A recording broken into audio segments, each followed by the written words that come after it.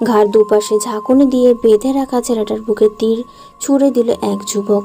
ছেলেটার বুক থেকে গলগল করে রক্ত ঝরছে। পেছন থেকে হৃদি চিৎকার করে উঠল। মেয়েটির কণ্ঠ শুনে দ্রুত কালো মুখোশটা পরে নিল যুবকটি। হৃদির মুখে হাত দিয়ে থম মেরে রইল।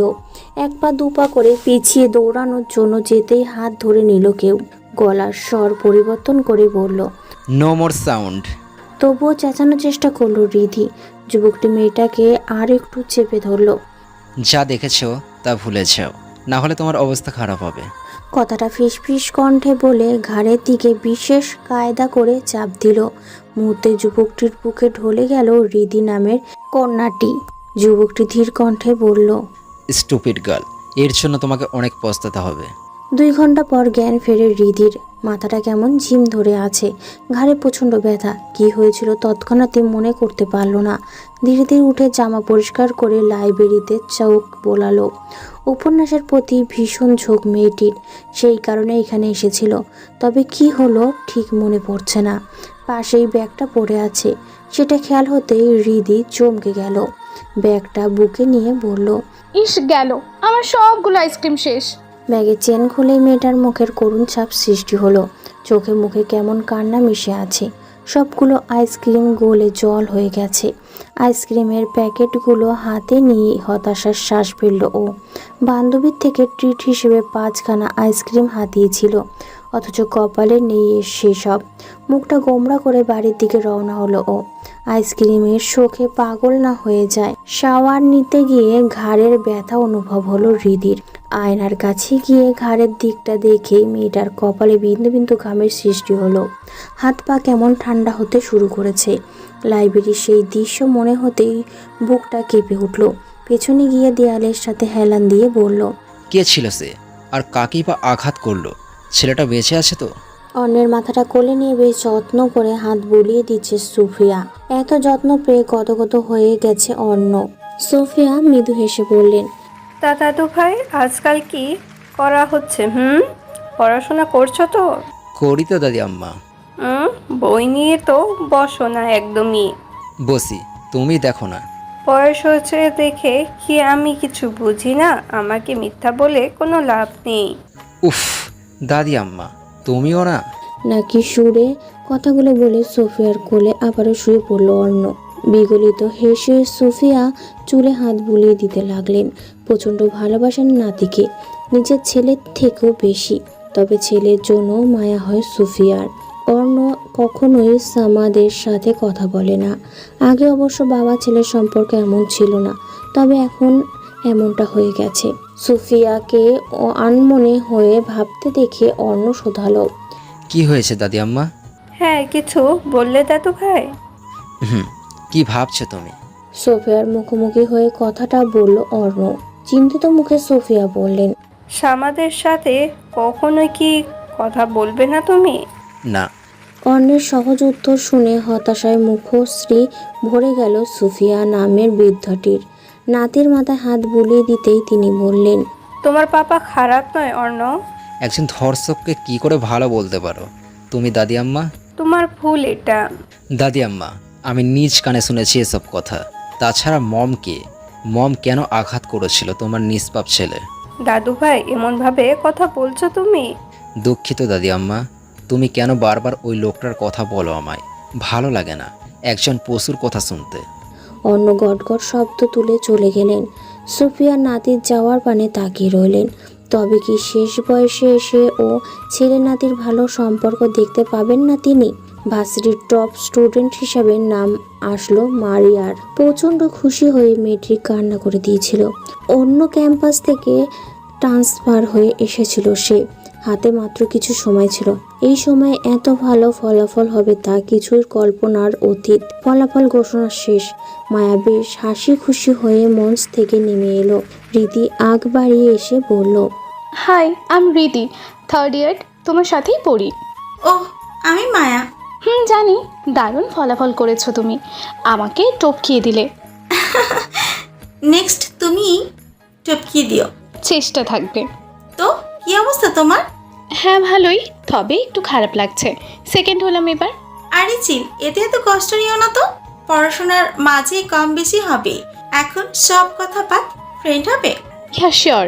হাত বাড়িয়ে একের অপরের সাথে ফ্রেন্ডশিপ করলো মায়া আর হৃদি। দুজনেই বেশ ফ্রেন্ডলি, তাই মুহূর্তে বন্ধুত্ব জমে গেল। মায়া জানালো কোনো বিশেষ কারণে এই ক্যাম্পাসে ট্রান্সফার হয়েছে, তবে আফসোস বিশেষ কারণটি খুলে বলল না ওকে। হৃদিও জোরাজুরি করলো না।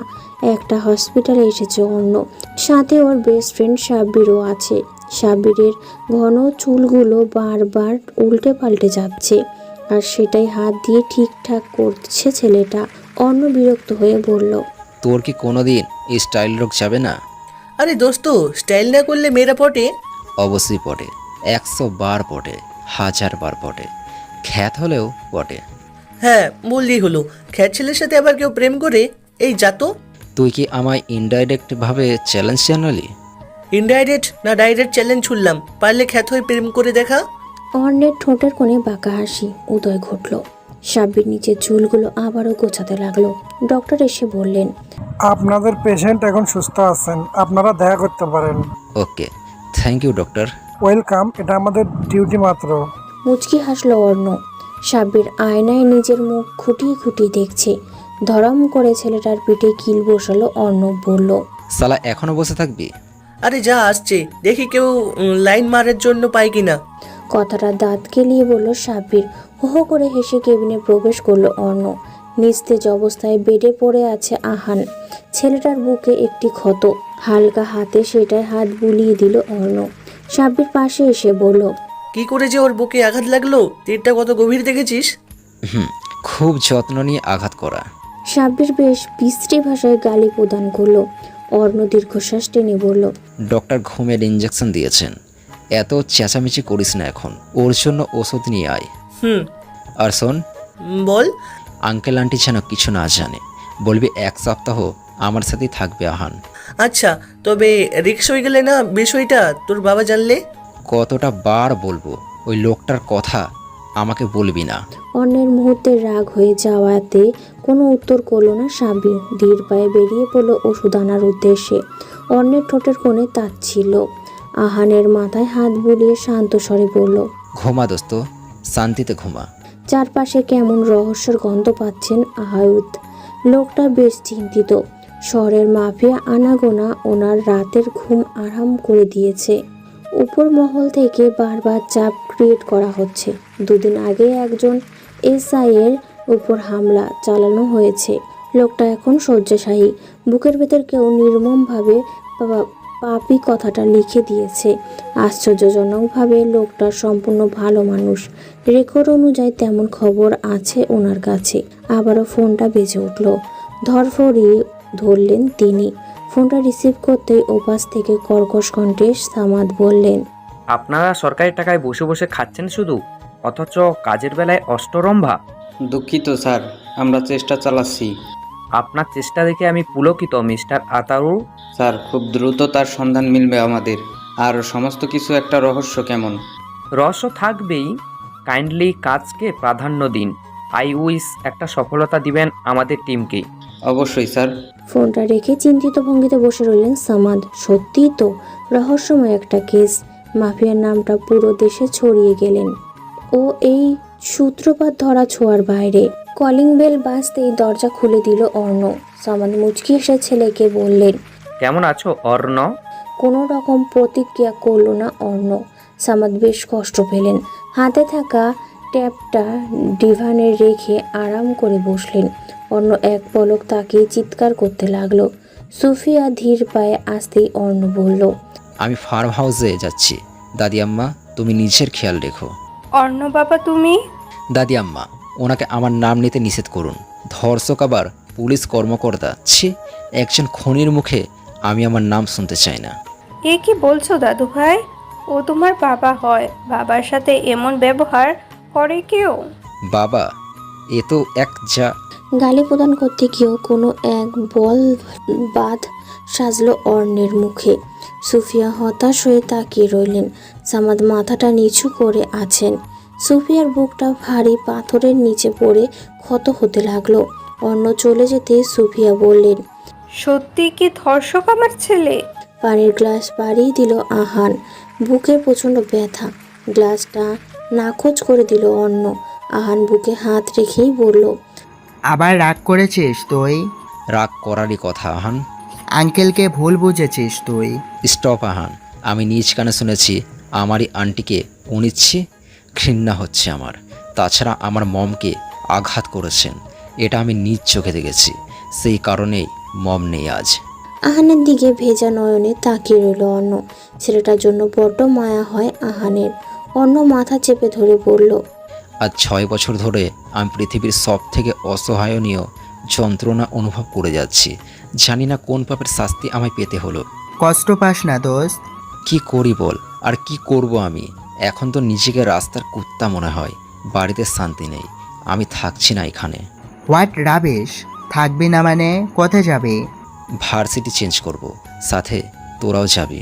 সে না হয় যাব, তবে এর বাইরে আর কোনো কারণ আছে? অর্ণের ঠোঁটের কোণে বিস্মিত হাসি উদয় হলো। আহান বোঝে না এই ছেলেটা হুটহাট মুড কি করে বদল হয়। একটা পাজেল নিয়ে মেলাতে লাগলো অর্ণ। আহান বলল, are you okay Arn? Yeah, I am fine. শহরের দক্ষিণ প্রান্তে ভার্সিটি আছে না, সেটাতে সমস্ত ব্যবস্থা করতে হবে। আমরা 3 জনই যাব সেখানে, আর সেটা অবশ্যই ছদ্মবেশে, যেন কাকপক্ষীও বুঝতে না পারে। বুঝবে না কেউ। বলেই ফিচেল হাসলো আহান। ছেলেটার মাথার চুল এলোমেলো করে দিয়ে বুকে হালকা করে খুশি দিল। ব্যথায় কুকড়ে উঠল আহান। অর্ণ বলল, উফ, সরি। জুতো মেরে গরুদান। মুহূর্তে ভাঙা হাসির গুঞ্জন ছড়িয়ে পড়ল। দুই বন্ধু যেন এক আত্মা এক প্রাণ। 2 দিন পরের ঘটনা। ওরা একটা বারে সাব্বিরকে নিয়ে কিছু আলোচনা করছে। আলোচনার বিষয়ের লাইনটাকে আরেকটু এনজয় করা। এই যে সেই দিন সাব্বির বলল খ্যাত হলে নাকি মেয়ে পটে না। মূলত সেই বিষয়কে কেন্দ্র করে ওদের কথাবার্তা।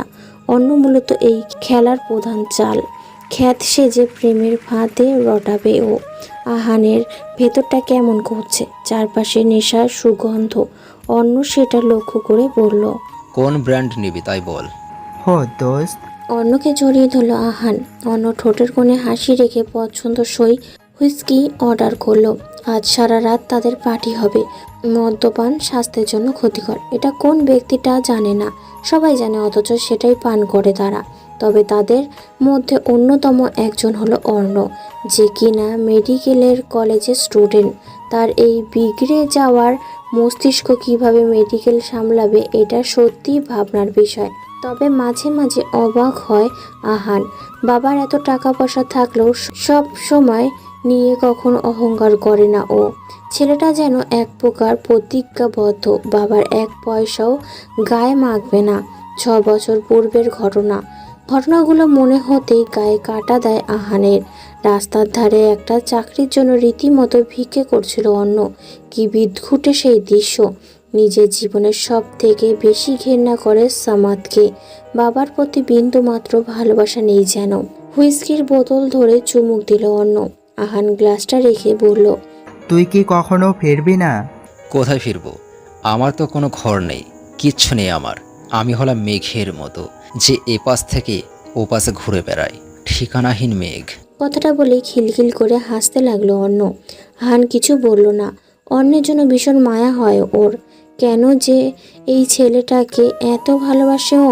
অন্য ঠোঁট কামড়ে একটা প্রশ্ন ছুড়ল আহানের দিকে।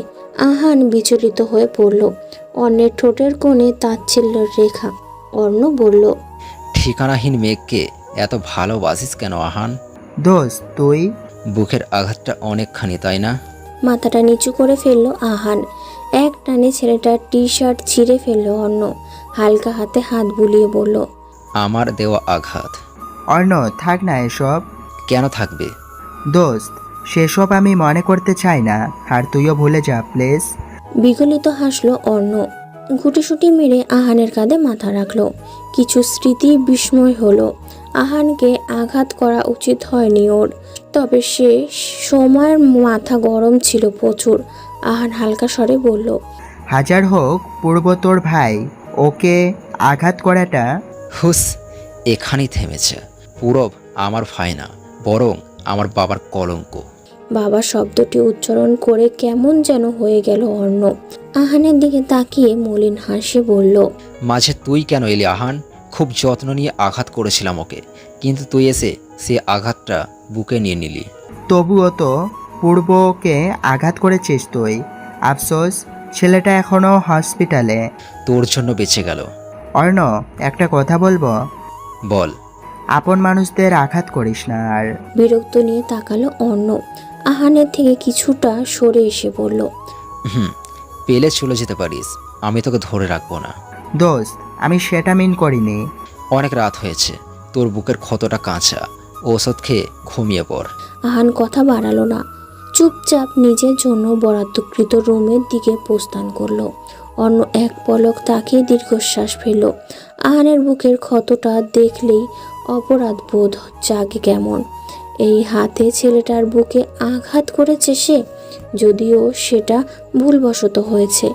মায়ার সাথে হাসতে হাসতে ভার্সিটিতে প্রবেশ করছিল হৃদি। ঠিক তখনই দেখতে পায় মোটা ফ্রেমের চশমা চোখে দিয়ে গেট দিয়ে প্রবেশ করছে একটি ছেলে। মায়া ভ্রু কুঁচকে গেছে, ব্যাগ টানছে। তা দেখে অনেকেই হেসে চলেছে। চুলে সম্ভবত তেল মাখানো। মায়া হৃদির দিকে তাকিয়ে বলল, তুমি যাও, আমি আসছি। ওকে। হৃদি চলে গেল। মায়া এক পা দুপা করে অন্যের দিকে এগিয়ে গেল। ছেলেটার ভরাট মুখ দেখে মায়া যেন মায়ায় পড়ে গেল। হৃদি দূর থেকে দেখে কি মনে করে যেন আবারও ফিরে এলো। চশমাটা ঠিক করে অর্ণ বলল, থার্ড ইয়ারের ক্লাস কোন দিকে আপা? আপা শব্দটা শুনে মায়ার ইচ্ছে হলো অন্যের গালে ঠাস করে চর বসিয়ে দিতে। তবে নিজের মনের সেই ভাবনাটিকে ফেলে দিয়ে বিরক্ত নিয়ে বলল, আসো আমার সাথে। আর আপা কি ভাষা? কেন আপা? What rubbish idiot. আমরা সেম ব্যাচ। আর আপা কোন কালার ল্যাঙ্গুয়েজ? গাইয়া গাইয়া ভাব কেন তোমার? চেহারা তো মাশাআল্লাহ। দাঁত কেলিয়ে হাসলো অন্য। ওর এমন উদ্ভট স্বভাব দেখে মায়া বলল, তুমি কি মানসিক হসপিটাল থেকে পালিয়ে এসেছো? কি? চমকিত কণ্ঠে বলল মায়া। অন্যের বেশ মজা লাগছে। মাথা চুলকিয়ে বলল, ইয়ে না, মানে আমার গ্রামের সবাই তাই বলে, তাই বললাম। আশ্চর্য। মায়ার পিছু পিছু ক্লাসে প্রবেশ করলো অর্ণব। হৃদিকে দেখে একটুও চমকায় না, বরং ঠোঁটের কোণে রহস্যময় একটি হাসি ঝুলিয়ে রাখলো। যদিও সেই অদৃশ্য হাসিখানা কেউ দেখতে পেল না। হৃদির পাশে এসে ধপ করে বসলো মায়া।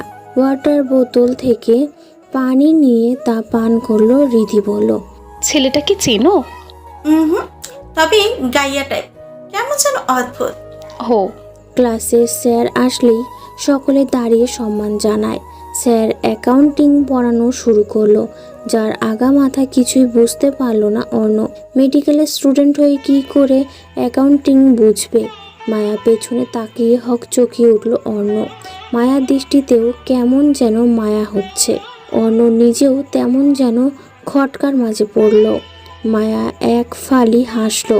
অর্ণ সেই হাসিটা গ্রহণ করে বইয়ের দিকে নজর দিল। ব্যাগে থাকা ফোনটা ভাইব্রেশন হচ্ছে।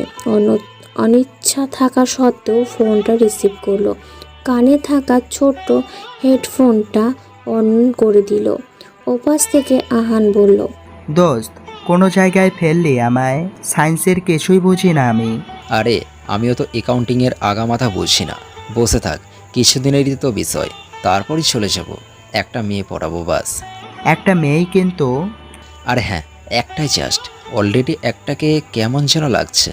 দ্রুত পটা, না হলে আমি শেষ হয়ে যাব। আরে থাম তো তুই, রাখ এখন। কল কেটে দিল অর্ণ। ছেলেটা লক্ষ্য করলো মায়ার দৃষ্টি কেমন চারপাশে ঘুরপাক খাচ্ছে। অদ্ভুতভাবে দেখছে ওকে। মনটা কেমন গাইছে। ছেলেটার কপালে সরু ভাঁজ পড়ল। মায়া কি শুধু মায়া নাকি রহস্যময়ী মায়া? ক্লাস শেষে হৃদির দিকে আর চোখে তাকায় অর্ণ। মূলত হৃদির জন্যই এই ভার্সিটিতে ছদ্মবেশ নিয়ে এসেছে। তবে মেয়েটা কেমন যেন অতিরিক্ত স্বাভাবিক, আর মায়া অতিরিক্ত অস্বাভাবিক। দুজনকেই কেমন যেন লাগছে ওর।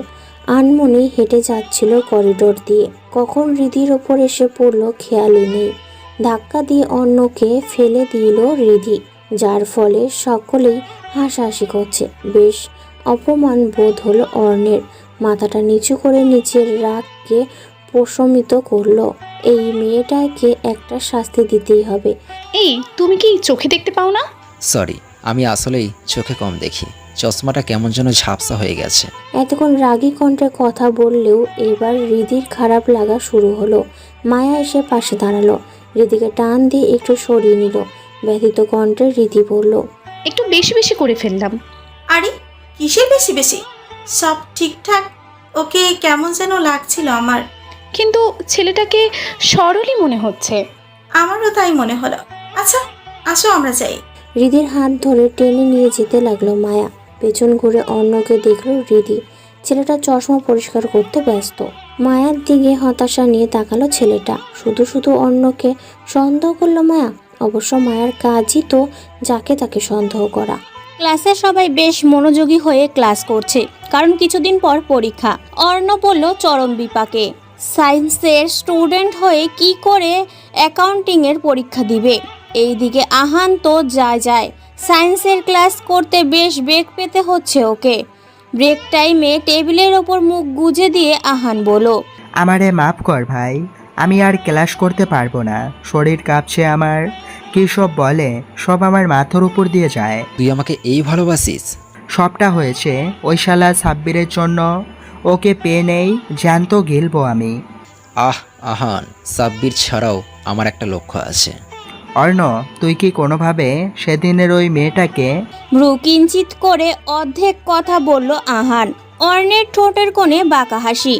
আহানের বেশ খারাপ লাগলো। গলা মৃদু জোর এনে বলল, দেখ অর্ণ, মেয়েটা ভালো, তাছাড়া তোর মুখ তো দেখেনি, তবুও কেন শাস্তি দিবি ওকে? সেটাই। তবে অর্ণ যা বলে তাই করে। আচ্ছা ঠিক আছে, শাস্তি দিবি ভালো কথা, কিন্তু কোনোভাবে প্রেমের ফাঁদে ফেলিস না প্লিজ। অর্ণ পূর্ণ দৃষ্টিতে তাকালো। আহান বলল, মেয়েটা সত্যি ভালো। কি করে ভাই, প্রেমে পড়ে গেলি নাকি? তেমনটা নয়, দেখ তোর সাথে কোনো কাজটা করি না আমি, তুই যখন ভালো কাউকে। কথাটার মাঝেই আহানকে থামিয়ে দিল অর্ণ। ছেলেটার চোয়াল শক্ত হয়ে গেছে, কপালের রক স্পষ্ট। টেবিলটা খামচে ধরে চাপা রাগ নিয়ে বলল, ভুলই হয়, আর আমার কাছে ভুলের কোনো ক্ষমা নেই, আর ওরা নিরাপদ। আচ্ছা মেয়েটার কথা বাদই দিলাম, তবে পূরবকে কেন বাঁচালি তুই? ওকে কোন দিক থেকে নিরাপদ মনে হয়? সালা হারামির বাচ্চা ওই পূরব। অর্ণ, এগুলো কেমন ভাষা? আহানের প্রতিবাদে তাচ্ছিল্য হাসলো অর্ণ। চাপা হাসির গুঞ্জন ফেলে বলল, সবাই এক। ব্যথিত হলো আহান। অর্ণের হাতটা ধরতেই তা ছাড়িয়ে দিল ছেলেটা। এক মুহূর্তের জন্য চোখ বন্ধ করে বলল, পূরবের বিষয়ে খোঁজ নিয়ে দেখ, কার সাথে বিছানা মাথাতে ব্যস্ত। ওর মতো লাফাঙ্কার দুটো নেই। আর ফার্দার ওকে আমার ভাই বলে সম্বোধন করবি না, কারণ সামাদ চৌধুরীর পাপও, বুঝলি, কলঙ্কও। অর্ণ চলে গেল। টেবিলে হাত রেখে তাতে মাথা গুজে দিল আহান। ছেলেটার মনে একটুও শান্তি নেই। ক্লাসে বারবার মায়া অর্ণের দিকে তাকাচ্ছে। অর্ণ এবার খুব বিরক্ত হলো। মেয়েটার দৃষ্টিতে প্রেম কম, সন্দেহ বেশি। কে এই মায়া? ক্লাসের টিচার প্রবেশ করায় ধ্যান থেকে বেরিয়ে আসলো অর্ণ। চশমাটা ঠিক করে বই নিয়ে বসলো। স্যার সবাইকে বুঝিয়ে বললেন, স্টুডেন্ট, খুব দ্রুত একটি প্রতিযোগিতার আয়োজন করা হবে, টিকেট ম্যাচ হবে, ক্লাস বনাম ক্লাস। তোমাদের জন্য রইল শুভকামনা। কে কে অংশগ্রহণ করবে নামের তালিকা জমা দিও। Okay sir. সবাই একযোগে বলে উঠল। চাপা উত্তেজনা ভরে গেছে ক্লাস। তবে সামনে পরীক্ষা রেখে ম্যাচ দেওয়াটা উচিত হয়নি। হতাশার শ্বাস ফেলল অর্ণ। হৃদি এসে বলল, একটা কথা বলবো? জি বলুন। তোমাকে কোথায় যেন দেখেছি মনে হচ্ছে। ধক করে ওঠে অর্ণের মন। হৃদি ওকে চিনে ফেলল না তো? প্রসঙ্গ স্বাভাবিক করতে অর্ণ বলল, হয়তো রাস্তায়। হতে পারে। এনিওয়ে, তুমি এত চুপচাপ কেন থাকো? আর তাছাড়া এই যুগে এসে কোনো ছেলে ভার্সিটিতে চুলে তেল ইউজ করে আসে? আর তেল দিও না, কেমন যেন বোকা বোকা লাগে। জি। তুমি কি স্বল্পভাষী? বাক্যটি পেছন থেকে বলল মায়া। অর্ণ যেন কিছুটা ঘাবড়ে গেছে। মায়া বেশ খুঁটিয়ে দেখলো ওকে। ও হ্যালো, কোথায় হারিয়ে গেলে? জি আপা। রাগে দুঃখে মায়ের ইচ্ছে হলো অর্ণকে মেরেই ফেলতে।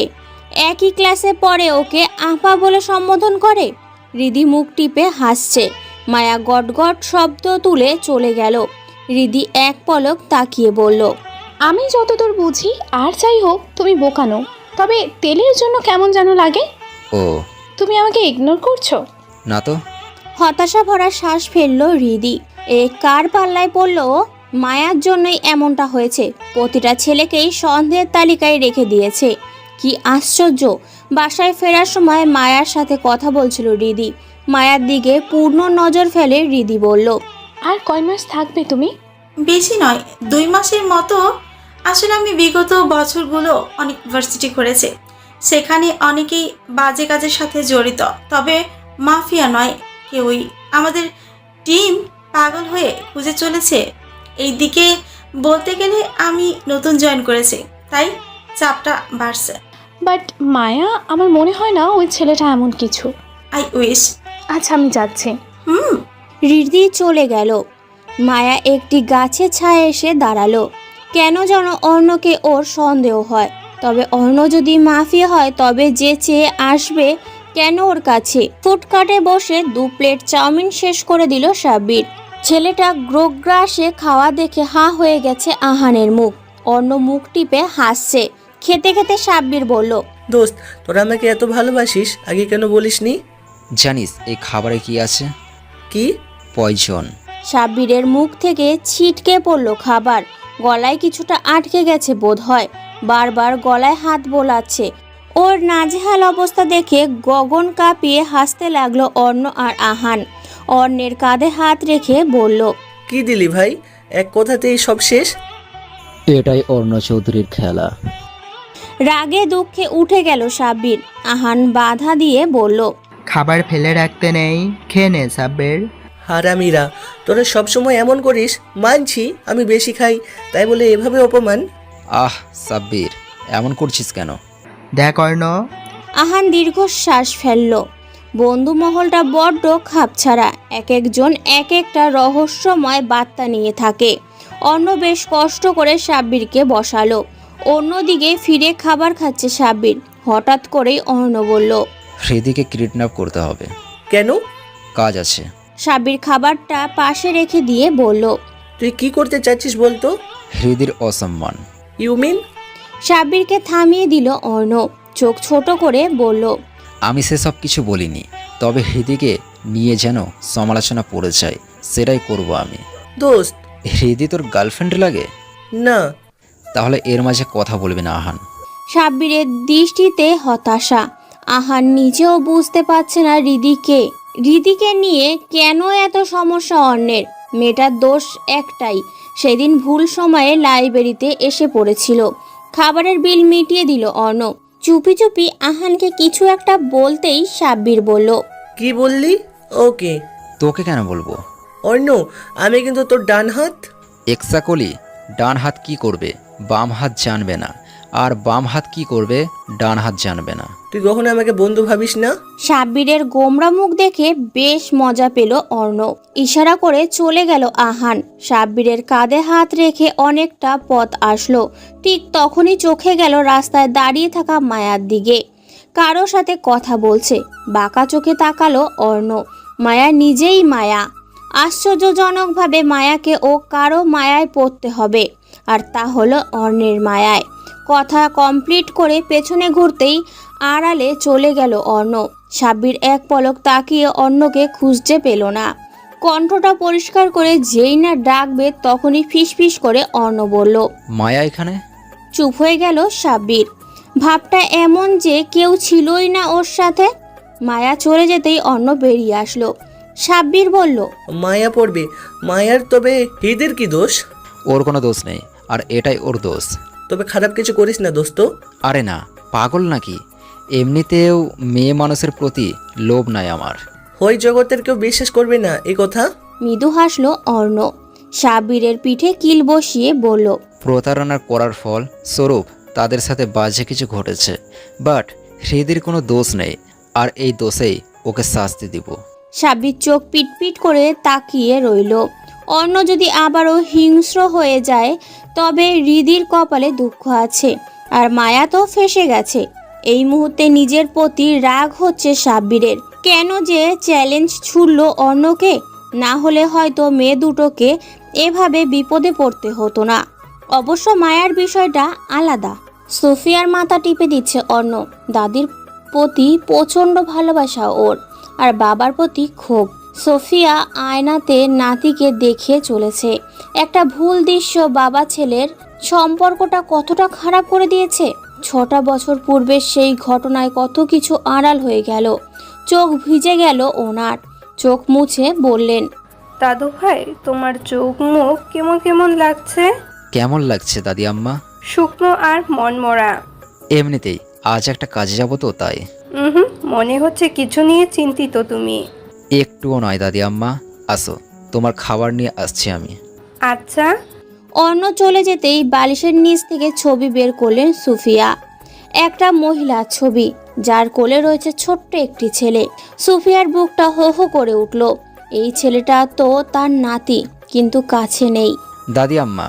অর্ণের কণ্ঠে কর্ণপাত হতেই ছবিটা লুকিয়ে ফেললেন তিনি। মৃদু হেসে বললেন, খাবার এনেছো দাদু ভাই? হ্যাঁ, খাইয়ে দিব। না থাক, তুমি যাও, ব্যস্ত দেখাচ্ছে। আচ্ছা। খাবার রেখে চলে গেল অর্ণ। দীর্ঘশ্বাস ফেললেন সুফিয়া। মানুষের জীবন নিয়ে কল্পনা করে শেষ করা যাবে না। শপিং করে বাড়ি ফিরেছিল হৃদি। ঠিক তখনই কালো গাড়ি এসে থামলো ওর নিকট। ভ্রুকুটি করে তাকায় মেয়েটি, তবে কিছু বোঝার পূর্বে টেনে গাড়িতে তুলে নিল ওকে। হঠাৎই আক্রমণ হওয়ার কারণে প্রতিবাদের সুযোগ হয়নি ওর। তবুও চেঁচানোর চেষ্টা চালায়। মুখ দিয়ে মৃদু গোঙানি শোনা গেল। অর্ণ বিকট হেসে বলল, বলেছিলাম না সুইটহার্ট, তোমাকে শাস্তি পেতে হবে, এবার বুঝবে মজা। হৃদির বুকটা হো হো করে উঠল। অচেনা ভয়ে বুকের ভেতরে ধিপ ধিম আওয়াজ হতে লাগলো। অন্যের ভয়েস চিনতে পারেনি ও, কারণ ভয়েস পরিবর্তন করার মতো দারুণ একটি গুণ রয়েছে ছেলেটার। আহানকে নির্দেশনা দিতেই মুখে স্প্রে করে দিল হৃদির। মুহূর্তেই অন্যের বুকে ঢলে পড়ল হৃদি। ফিসফিস কণ্ঠে অর্ণ বলল, প্রচণ্ড ভুগতে হবে তোমায়। হঠাৎ করে এলোমেলো করে দেওয়ায় শাস্তি তো পেতেই হবে সুইটহার্ট। এখন কোথায় যাবি? শহর থেকে বহু দূরে। ওকে। গাড়ির গতি বাড়িয়ে দিল আহান। যদিও এ কাজে আহানের মন সায় দিচ্ছিল না, তবে অন্যকে থামানোর শক্তি ওর নেই। হৃদির মুখটা বর্ণহীন হয়ে গেছে। বোতল থেকে একটু পানি নিয়ে মেয়েটার মুখে হালকা করে মুছিয়ে দিল। ছোট্ট বাচ্চাদের মতো করে আছে হৃদি। প্রচণ্ড হাসি পেল অন্যের। মেয়েটার কপালে কপাল ঠেকিয়ে বলল, বাচ্চাদের মতো দেখতে হলে কি হবে, আমি শাস্তি কমাবো না বেবি। শহর থেকে দূরে একটি জঙ্গলের কাছে গাড়ি থামালো আহান। অর্ণ কখনো ভূতের ভয় পায় না, তবুও আহান বলল, আমি থাকি? না। গাড়িটা অন্তত থাক। উফু। যদি কোনো বিপদ ঘটে? ঘটবে না। কিন্তু ভাই। বললাম তো যা। কথা বাড়ালো না আহান। গাড়ি ঘুরিয়ে চলে গেল। হৃদিকে কোলে নিয়ে জঙ্গলের ভেতরে হাঁটা শুরু করলো অর্ণ। ঠান্ডা এক হাওয়া এসে ওর চোখ মুখ স্পর্শ করলো। অদ্ভুত ভালো লাগায় ছেয়ে গেল পুরো শরীর। হৃদিকে আর একটু চেপে ধরল অর্ণ। এত নিষ্পাপ মুখ দেখলে ভয় কাজ করে কখনো? খড়ের বিছানায় হৃদিকে শুয়ে দিল অর্ণ। পিচেল হাসিতে রাঙা ওর মুখ। মেয়েটার এখনো জ্ঞানহীন। আশেপাশে জলাশয় নেই বললেই চলে। তাছাড়া এই ছোট্ট কুটিরটা নেতাই শখের বশে তৈরি করেছে অর্ণ। নিজের সকল দুঃখ হতাশা ধামাচাপা দেওয়া হয় এইখানে বসেই। আধ ঘন্টা পর চোখ পিটপিট করে তাকালো হৃদি। সতর্ক হয়ে গেল অর্ণ। মুখের মাস্কটা পরে নিয়ে হৃদির কাছে এলো। মেয়েটার মাথা চেপে বসে আছে। অর্ণ বলল, ঘুম কেমন হলো সুইটহার্ট? আপনি কে? ভুলে গেলে চান, আমি তোমার একমাত্র প্রেমিক। কি বলছেন কি এসব? আর এটা কোথায়? তোমার শ্বশুর বাড়ি। কথাটা বলে হো হো করে হাসতে লাগলো অর্ণ। হৃদি এখনো পূর্ণ জ্ঞানে নেই। অর্ণ এগিয়ে এলো। মেয়েটার হাতটা স্পর্শ করতেই আগুনের গোলার মতো জ্বলে উঠল যেন। স্পর্শ করবেন না আমায়। তোমাকে স্পর্শ করার জন্যই তো নিয়ে এসেছি বেবি। দেখুন, আপনার মতলব খারাপ। সেটা তো জানি আমি। মাথাটা চেপে ধরে রাখলো হৃদি। সব কেমন গুলিয়ে যাচ্ছে। হৃদির এমন হাল দেখে বেশ লাগছে অর্ণের। মুখ দিয়ে শীষ বাজিয়ে বলল, চলো বেবি, কাজ শুরু করা যাক। কিসের কাজ? ভেঙে বলবো? দেখুন, আমাকে ছেড়ে দিন। সন্ধ্যা হতে চলেছে। আমার বাড়ির লোক চিন্তায় আছেন। উফ সুইটহার্ট, তুমি তো বড্ড বেশি কথা বলো। কথার মাঝে হৃদির বাহুতে স্পর্শ করলো অর্ণ। মেয়েটা গা ঘিন ঘিন করে উঠল, চোখ ফেটে পানির স্রোত নেমেছে। চাপা কান্না মিশ্রিত কণ্ঠে বলল, কি দোষ আমার? কেন এভাবে তুলে নিয়ে এসেছেন? দয়া করে আমায় ছেড়ে দিন ছাড়বো না। প্লিজ। এসব ঢং করবেন না একদম। আমি যা বলবো, যা করব তাই করবে তুমি। প্রচণ্ড রাগ হলো হৃদির, হাত দিয়ে ধাক্কা দিল অর্ণকে। হঠাৎই ধাক্কায় পড়ে গেল অর্ণ। তাতে দাঁত চেপে নিজের রাগ সংবরণ করলো ছেলেটা। প্রচণ্ড তেজে ওর বিক্ষিপ্ত মন নিয়ে উঠে বসলো হৃদি। পালাতে যেতেই ঝড়ের গতিতে খপ করে ওর হাত ধরে নিল অর্ণ। পেছনের হাড় মুচকে বলল, বড্ড তেজ তো, তাই না? ছাড়ুন ছাড়ুন বলছি, ব্যথা লাগছে আমার। লাগার জন্যই তো ধরেছি। ভেবেছিলাম ছেড়ে দেব, কিন্তু তুই সেটার মান রাখলি না।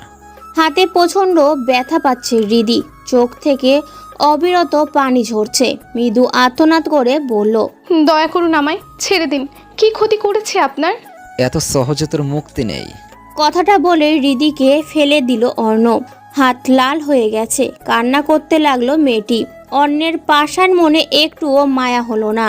হৃদির কান্নার শব্দে মাথা ধরে গেল অর্ণের। খুব রাগ হচ্ছে এখন, নিজেকে শান্ত রাখতে পারছে না কিছুতেই। মেয়েটার মুখ চাপ দিয়ে বলল, একদম কান্না করবে না। এসব নাটক বন্ধ করো। ব্যথা পেয়েছো তুমি, যত সব। হৃদি নাক টেনে কাঁদছে। অর্ণ এবার হুমড়ি খেয়ে পড়ল। হৃদির চুলের মুঠি ধরতেই আর্তনাদ করে উঠল মেয়েটা। ওর হাত অর্ণের বাহুতে স্পর্শ করতেই কেঁপে উঠল অর্ণ। হৃদিকে ছেড়ে দিয়ে পিছিয়ে গেল। এবার ভালো করে তাকালো অর্ণ। হৃদির মুখটা লাল হয়ে আছে। হাতের তালুর একটু নিচে বেশ ভালো রকম রক্ত জমাট বেঁধেছে। মায়া হলো ওর। হালকা পায়ে এগিয়ে এলো। হৃদি ভয়ে কাঁপছে। অর্ণ মৃদু কণ্ঠে বলল, don't cry, I am sorry, I am really sorry. পাষাণ মানুষের মুখ থেকে এমন শব্দ শুনে বিস্ফারিত চোখে তাকালো হৃদি। কালো মাস্কের আড়ালে ছেলেটাকে দেখতে পেল না ও। অর্ণ ধীর হাতে হৃদির গালে স্পর্শ করলো। আমাকে স্পর্শ করবেন না একদম। হৃদি ভেবেছিল আবারও ওকে আঘাত করবে, কিন্তু ওর ধারণা ভুল করে দিয়ে মসৃণভাবে ওর গালে হাত বুলিয়ে দিল অর্ণ। হৃদির ভয় হচ্ছে, ভীষণ ভয়। অর্ণ বলল, রিয়েলি সরি। আমাকে রাগিও না আর। রাগ হলে মাথা কাজ করে না, কেমন? কে আপনি? মেয়েটা হঠাৎই প্রশ্ন থমকে গেল অর্ণ।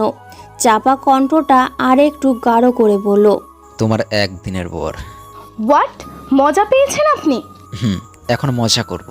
দেখুন, আপনি যদি কিছু করেন তো তো তো আমি আপনাকে মেরে ফেলবো। ওয়েট ওয়েট, আমায় মারবে তুমি? আচ্ছা বসে আছি, মারো। 5 মিনিট সময় দিলাম, যত পারো আঘাত করো, কিচ্ছু করবো না। হৃদি এক মুহূর্ত থমকে থেকে সত্যি সত্যি হাত দিয়ে কিল ঘুষি দিতে লাগলো ওকে। অর্ণ হাসতে হাসতে রসিকতা সুরে বলল, মেরে ফেলবে নাকি? একদম মেরে দিব। কে আপনি? আপনার মতলব কি? সামান্য ঝুঁকলো অর্ণ। হৃদি একটু পিছিয়ে যেতেই এক হাতে জড়িয়ে ধরে কাছে নিয়ে আসলো। ছুটোছুটি করছে হৃদি। অর্ণ ফিসফিস করে বলল, এই ঘন জঙ্গলে একটা ছেলে একটা মেয়েকে কোন কারণে নিয়ে আসতে পারে সুইটহার্ট? এতক্ষণ পরে সংকুচিত হলো হৃদি। চোখে মুখে ছড়িয়ে পড়ল আতঙ্ক। অর্ণ আর একটু এগিয়ে বলল, কাম অন বেবি, লেটস। পুরো কথা শেষ করতে পারল না অর্ণ। তার পূর্বে ভ্যা ভ্যা করে কেঁদে উঠল হৃদি। অর্ণ যেন আহাম্মক বনে গেল। এটা কোন স্টাইলের কান্না? এই মেয়ে, হুস, কাঁদো কেন? দেখুন, আপনি কিছু করলে আমি আত্মহত্যা করব। করো, নিষেধ করেছে কে? আশ্চর্য, আপনার পা ধরছে, আমাকে যেতে দিন। আগে পা ধরো। হৃদি হতাশার দৃষ্টিতে তাকালো। নেহাতি বিপদগ্রস্ত ও। অনিচ্ছা থাকা সত্ত্বেও অন্যের পা স্পর্শ করলো হৃদি। ফিক করে হেসে দিল অর্ণ। হাসতে হাসতে একদম হৃদির উপর ঢলে পড়ছে যেন। হৃদি হালকা করে ধাক্কা দিল, তবে কোনো কাজ হলো না। অর্ণ হাসতে ব্যস্ত দেখে এক ছুট লাগালো ও। অন্যের কপালে ভাঁজ সৃষ্টি হলো। হৃদির পেছনে পেছনে দৌড়তে লাগলো। মেয়েটার ওড়না পড়ে আছে, সেদিকে আপাতত কোনো খেয়াল নেই। এখন লক্ষ্য বেঁচে ফেরার। অন্যর মাঝপথে এসে হারিয়ে ফেলল ওকে। চিৎকার করে বলল, হৃদি, হাউ আর ইউ? দেখো, আমাকে রাগিও না, তাহলে কিন্তু ছাড়বো না। ঘাপটি মেরে রইল হৃদি। চারপাশে চোখ বুলিয়ে অন্য পথে হাঁটা লাগালো অর্ণ। সুযোগটা কাজে লাগিয়ে ছুট লাগায় হৃদি। হাওয়ার মতো এসে ঝাপটে ধরল অর্ণ। ছেলেটার গা থেকে টপ টপ করে ঘাম ঝরছে। হৃদি ছোটাছুটি করছে দেখে অর্ণ শান্ত কণ্ঠে বলল, ছেড়ে দিব, তবে এমনটা করে না। শোনো, পালানোর চেষ্টা করলে বড় ক্ষতি করে দিব। ছেলেটা হঠাৎই শান্ত কণ্ঠ শুনে থমকে গেল হৃদি। ছোটাছুটি বন্ধ করে দিল একদম। কোনো কথা না বলে হৃদিকে কোলে তুলে নিল অর্ণ। মেয়েটা অবাক চোখে তাকিয়ে আছে। অর্ণ বলল, এভাবে তাকিও না, প্রেমে পড়ে যাবে। আপনার মুখই তো দেখলাম না। দেখা লাগবে না, এখন চুপচাপ থাকো। এতক্ষণ পর ওর খেয়াল হলো অর্ণের কোলে অবস্থান করছে। পুনরায় চেঁচাতেই অর্ণ বলল, আর একটা শব্দ করলে ফেলে দেবো স্টুপেড। হৃদি তবুও চেঁচানো শুরু করলো। সত্যি সত্যি অর্ণ ওকে ফেলে দিল। এবার খুব জোরে চেঁচিয়ে উঠল মেয়েটি। প্রচণ্ড ব্যথা পেয়েছে কিনা ফ্যাল ফ্যাল করে তাকিয়ে রইল অর্ণ। কাকে কিডন্যাপ করলো ও? আজ তো এক রাম ছাগল।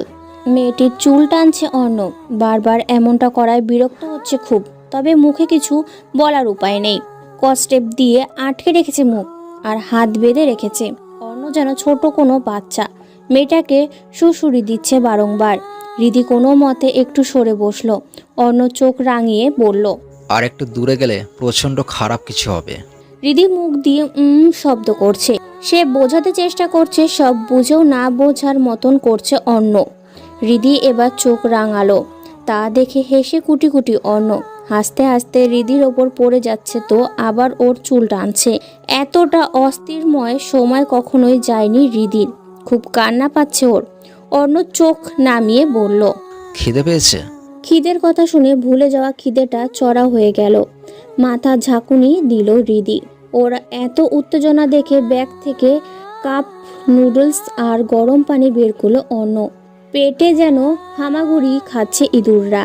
বিষয়টা লক্ষ্য হতেই অর্ণ যেন ফন্দি আটল। নুডলসের বক্স থেকে একটাই নুডলস খেতে লাগলো। ফ্যাল ফ্যাল করে তাকিয়ে রইল হৃদি। অথচ দিচ্ছে না অর্ণ।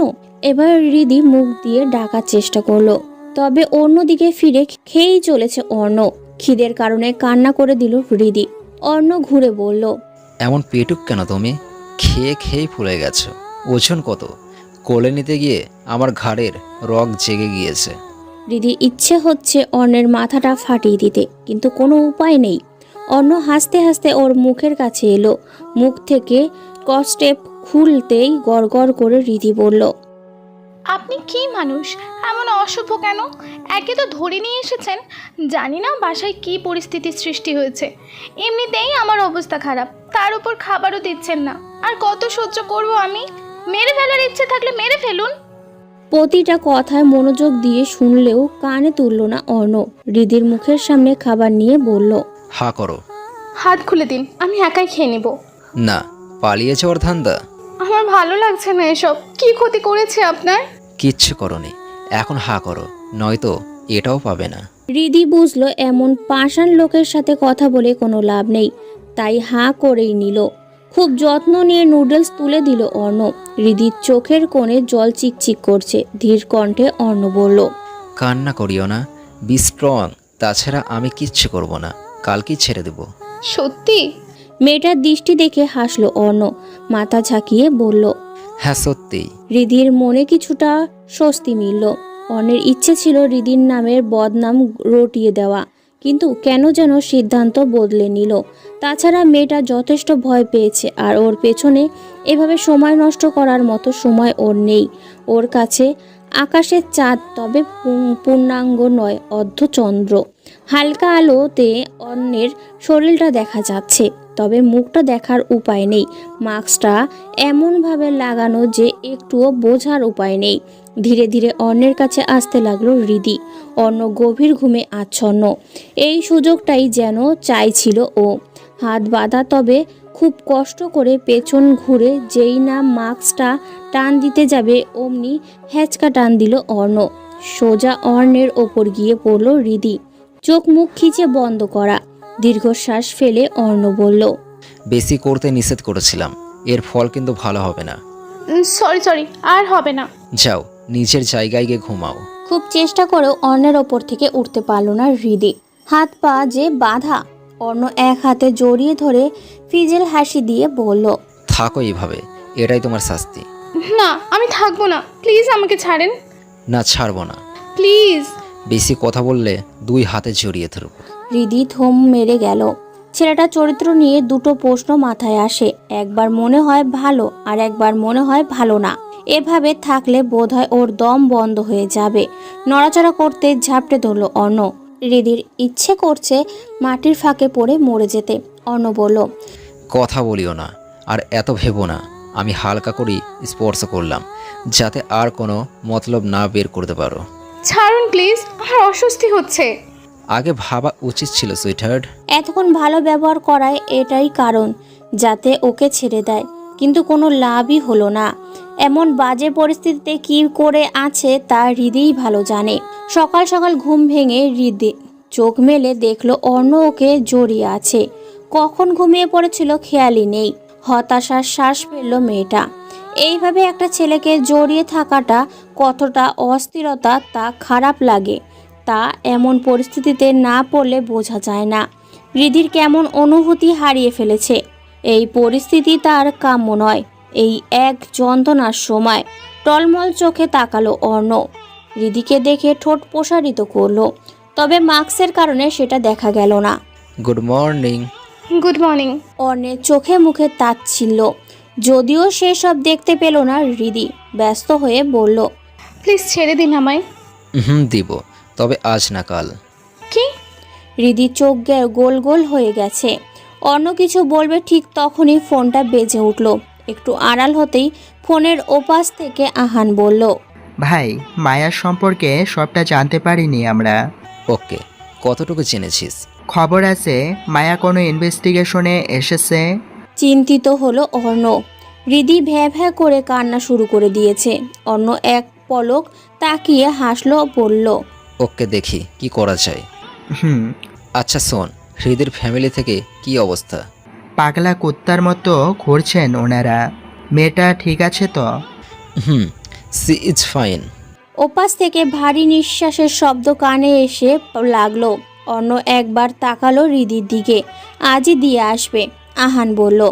তাহলে রাখছি। রাখ। তার আগে বল, আমি কি খুব খারাপ? আমার জানা মতে না, না হলে তোর সাথে এতগুলো বছর পার করতাম না। সালার কপালটাই খারাপ। যতই খারাপ হওয়ার চেষ্টা করি, আমি কিছুতেই পারি না। কিন্তু পুরো দেশ জানে আমি হলাম মাফিয়া। তুই চাইলেই সুন্দর জীবন কাটাতে পারিস অর্ণ, কতবার বললাম, বাট তুই। ছাড় না দোস্ত, জীবন বড় অদ্ভুত, আর আমি তো পাগল। এই পাগলকেই ভালোবাসিস তুই। ওপাশ থেকে কোনো উত্তর করলো না আহান। পাপ বয়ে বেড়াচ্ছে ছেলেটা। আর কতদিন লড়াই করবে ও? অন্যকে সৎ পথে ফিরিয়ে আনার কোনো পথই বাকি নেই। তবে ছেলেটা মাফিয়া হয়ে থাকবে, অথচ প্রতিটা কাজের পেছনে ভালো কোনো উদ্দেশ্য থাকে। তবে সেই উদ্দেশ্য ঠিকই কতটা সফল হয়। হৃদির পাশে গিয়ে ধপ করে বসলো অর্ণ। হৃদি অদ্ভুতভাবে তাকালো। এই মুহূর্তে মাস্ক পরা ছেলেটাকে বিপজ্জনক মনে হলো না, ও সাংঘাতিক ও শয়তান মনে হচ্ছে। অর্ণ নিজের কণ্ঠ পরিবর্তন করে বলল, মায়াকে চিনো? হ্যাঁ, কেন? কে সে?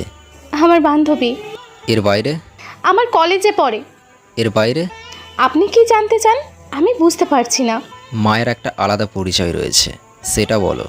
আমি জানি না। মিথ্যা বলবে না হৃদি, ভয়াবহ কিছু হয়ে যাবে। আমি মিথ্যে বলছি না। তর্ক করে যাচ্ছ আবার? দ্রুত উত্তর দাও।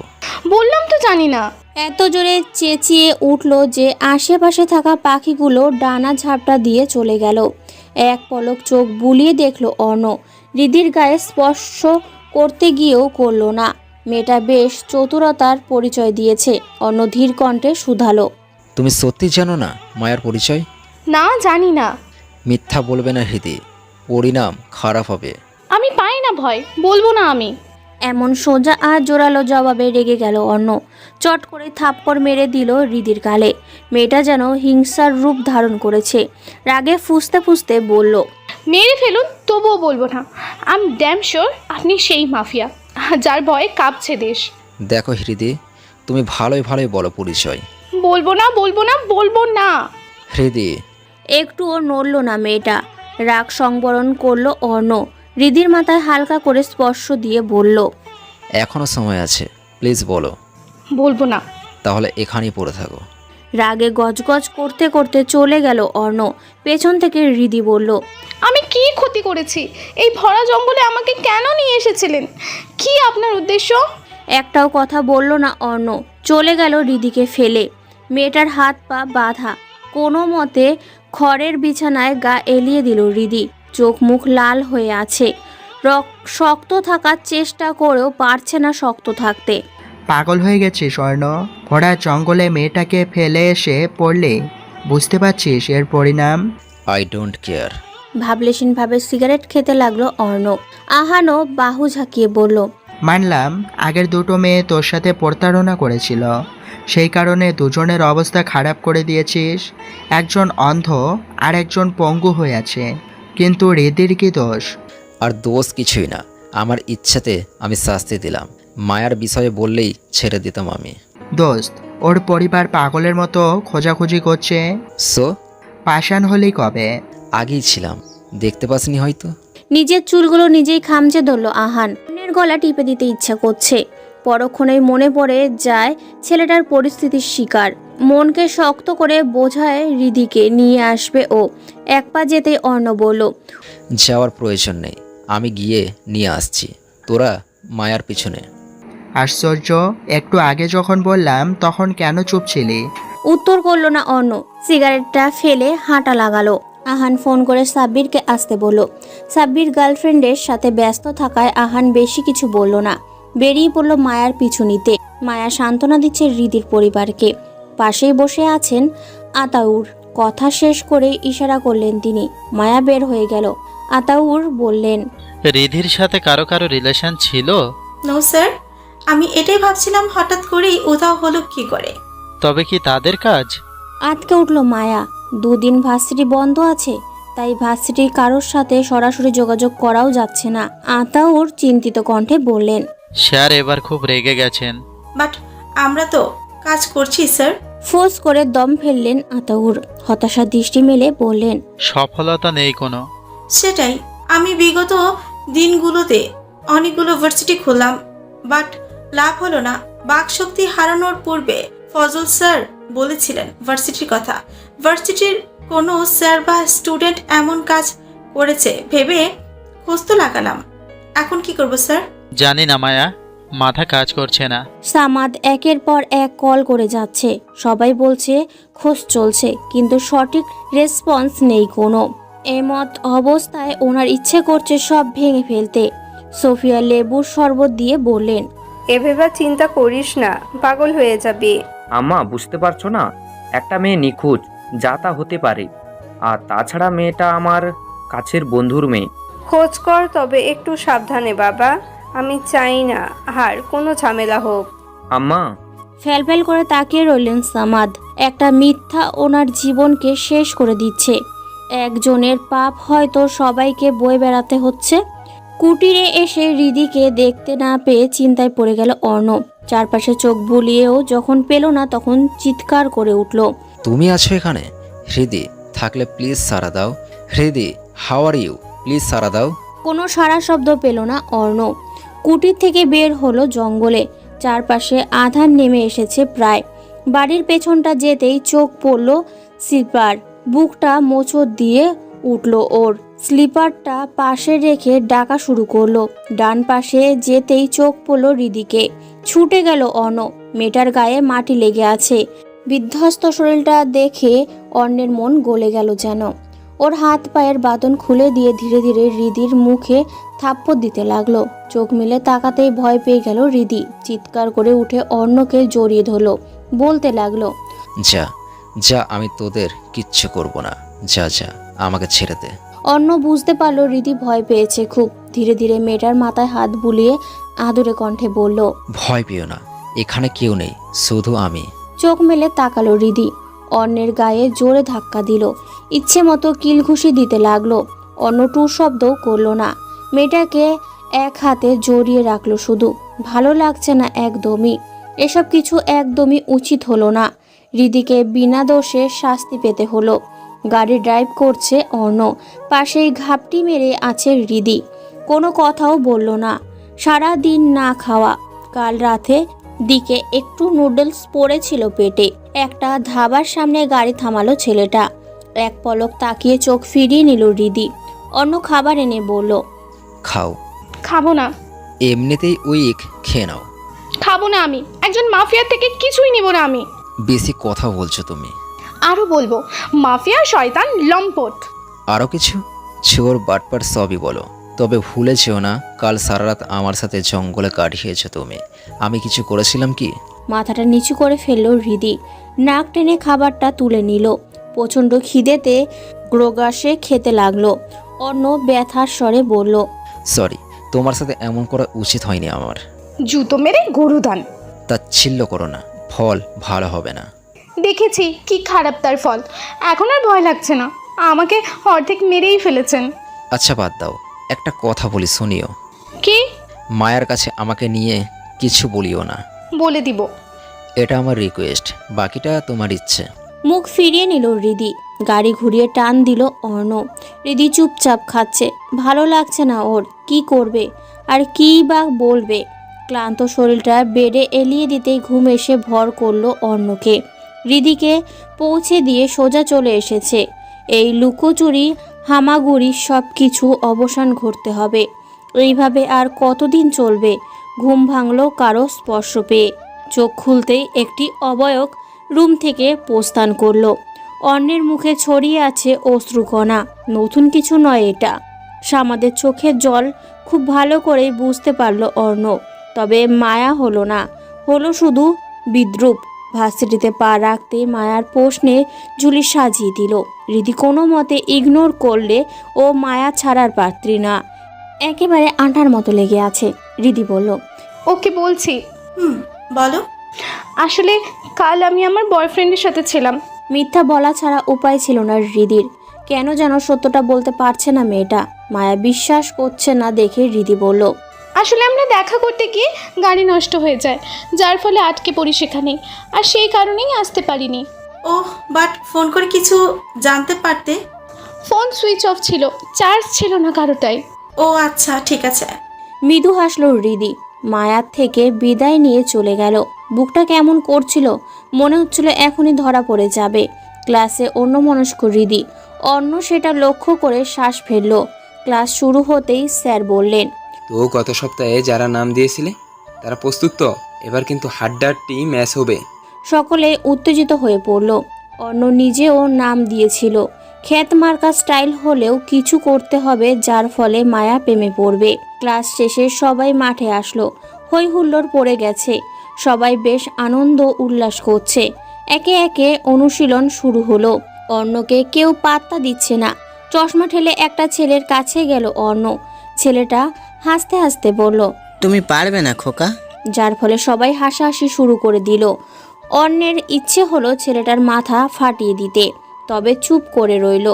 একে একে সকলেই হাঁপিয়ে গেল। অন্য ব্যাট হাতে নেওয়ার সুযোগ পেল। ঠিক তখনই একটা ছেলে এসে বলল, ফিল্ডিং কর তুই, এভাবে সময় নষ্ট করিস না। ছো মেরে ব্যাটটা নিয়ে গেল। অন্য দাঁতে দাঁত চেপে সব সহ্য করলো। মায়ার দিকে তাকিয়ে দেখলো চারপাশে চোখ বোলাতে ব্যস্ত। অন্যকে যেন দেখছেই না। মেয়েটাকে বাঘে ফেলার বড্ড দুষ্কর না হয়ে যায়। ক্রিকেট খেলা শুরু হবে এক্ষুনি। থার্ড ইয়ার আর ফাইনাল ইয়ারের খেলা। সকলের মাঝে উত্তেজনা ভরপুর। অনুশীলন ও ফিল্ডিং ভালো করায় অন্যকে এই সিলেক্ট করা হয়েছে। তবে সবার শেষে ওর নাম। টর্চ করা শুরু হলো। টসের জিতে ফাইনাল ইয়ারের স্টুডেন্টরা ব্যাটিংয়ে সিদ্ধান্ত নিল। অন্য যদিও অলরাউন্ডার, তবে ওকে বল করার সুযোগ দেওয়া হলো না। দলের নেতা বল করার 1 ওভার 22 রান চলে গেল। শর্ট টাইমে এ ম্যাচ হওয়াতে T10 খেলা হবে, অথচ 10 ওভার করে প্রথম ওভারে 22 রান পেয়ে প্রতিপক্ষ দল বেশ প্রফুল্ল। থার্ড ইয়ারের মাথায় হাত, তবে ক্যাপ্টেনকে কিছু বলার সাহস কারো নেই। পরের ওভারে হোয়াইট বল করা হলো 2টো, যার ফলে এক্সট্রা 2 রান পেয়ে গেল। সবাই যেন ঝিমিয়ে গেল। যাতা অবস্থা একেবারে। হৃদির কাঁধে মাথা রেখে মায়া বলল, এরা হারবে নিশ্চিত। কি প্লেয়ার দেখেছে? কেউ চশমা পরা, তো কেউ শুকনো কাঠে। দেখা যাক। দেখা যাক না, দেখে নিও। মৃদু হাসল হৃদি। গ্যালারিতে বসে বসে চারপাশে চোখ বোলাতো রিধি। ভেতরটা আনচান করছে, হেরে গেলে সিনিয়র গার্লদের ট্রিট দিতে হবে। কপালে হাত দিয়ে আনমনেই রিধি বলল, কেন রে রিদি, কেন এই হাওয়াদের সাপোর্ট টানতে গিয়ে সিনিয়রদের সাথে চ্যালেঞ্জ নিলি? ঠিক তখনই একদম বাউন্ডারির কাছ থেকে ক্যাচ ধরে নিল অর্ণ। পুরো মাঠে হই হই রটে গেল। রিদি তো লাফিয়ে উঠল। মায়া তখন নিশ্চুপ, কেন যেন খুশি হতে পারল না। অর্ণকে কেমন যেন লাগে ওর। রিদি মায়ার হাত চেপে ধরে বলল, দেখলে কি সুন্দর আউট হয়ে গেল, উফ কি যে আনন্দ হচ্ছে। উত্তরে শুধু হাসলো মায়া। এতক্ষণ পর সবাই যেন অর্ণের দিকে মনোযোগ দিল। অর্ণ শুধুই মাথা চুলকালো। ক্রিকেটটা বেশ ভালোই রপ্ত করেছে ও, বাট এদেরকে কে বোঝায়। পরপর ছক্কা হাতিয়ে নিল ফাইনাল ইয়ারের স্টুডেন্টরা। পুরো মাঠে এক পাশ শান্ত হয়ে গেল। অন্য ক্যাপ্টেনকে বলতে চাইছিল একজন ফাস্ট বলারকে পাঠাতে, তবে দল নেতা ওকে পাত্তা দিল না। স্পিনার বল করতেই আবারও 6 হাতিয়ে নিল। মাথায় হাত সকলের, হায় হতাশ চলল। অন্যের ইচ্ছে করছে দল নেতার চুল ছিঁড়ে দিতে। ফাউল নির্দেশনা দিচ্ছে ও। অন্য দাঁড়িয়ে দাঁড়িয়ে দেখতে লাগলো। আবারও এক প্যাডে লাগলো বল। সঙ্গে সঙ্গে জোরালো আবেদন করলো বলার। আম্পায়ার সুন্দর করে হাত উঁচু করে দিলেন। মাঠে হই হই শুরু হলো। অন্য এসে জড়িয়ে ধরল বলারকে, তবে দুঃখজনকভাবে ওকে পাত্তা না দিয়ে ক্যাপ্টেনকে জড়িয়ে ছেলেটা বলল, উফ ভাই, কি যে শান্তি লাগছে। খুব ভালো করেছিস, ভালো বল হয়েছে, গুড। হতাশা নিয়ে আবারও ফিল্ডিংয়ে গেল অর্ণ। মায়া রিদির গায়ে হালকা করে স্পর্শ করে বলল, দেখলি অর্ণকে ওরা পাত্তাই দিচ্ছে না, বাট অর্ণ কিন্তু ভালো খেলছে।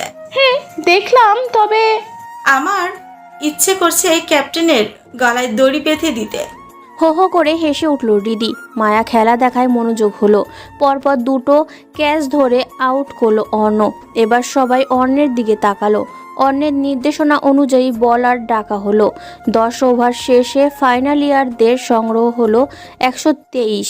প্রথম 5 ওভারে 80 রান হাতিয়ে নিয়েছিল ওরা, যার ফলে কিছুটা কঠিন হলো ম্যাচ। অর্ণ এসে বলল, যেহেতু বল কম, তাই ভালো দুজনকে দিয়ে ওপেন করালেই ভালো হবে।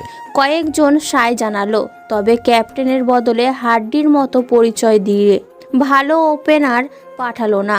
ফ্যালফ্যাল করে তাকিয়ে রইল অর্ণ। এর কি মাথা খারাপ? আম্পায়ার বাঁশি ফু দিতে সবাইকে দাঁড়াতে বলল। সকলে পজিশন নিতেই কাউন্ট শুরু হলো। 10, 9, 8, 7, 6, 5, 4, 3, 2, 1 অ্যান্ড সাইড। ম্যাচ শুরু হলো। 3টে বলে একটাও মারতে পারল না ব্যাটম্যান। সবাই হতাশাগ্রস্ত। অর্ণ মনে মনে ভয়ানক গালি প্রদান করলো। তবে পরের বলে একজন আউট হয়ে গেল। চারপাশ তখন নীরব, যেন একটা কাকও নেই এখানে। ঠিক তখনই ক্যাপ্টেন ব্যাট নিয়ে নামলো। সবাই ও হো করে বলে চিৎকার করে উঠল। তবে হতাশাজনকভাবে প্রথম বলেই ক্যাচ আউট হয়ে গেল। সকলেই চোখ মুখে পুনরায় হতাশা এলো। ক্যাপ্টেনের মাথাটা নিচু, রাগে দুঃখে ব্যাটটা ছুঁড়ে মারল। পুরো মাঠ থমথমে মেরে গেছে। পরবর্তীতে ব্যাটসম্যান নামলো মাঠে। সকলের প্রার্থনা যেন আউট না হয়। বেশ ভালো খেললো সে। তবে দলের সংগ্রহ যখন 90 রান, তখনই স্যান্ট আউট হয়ে গেল। আছে 3 ওভার, রান দরকার 33। সকলের মাঝে হই হই পড়ে গেল।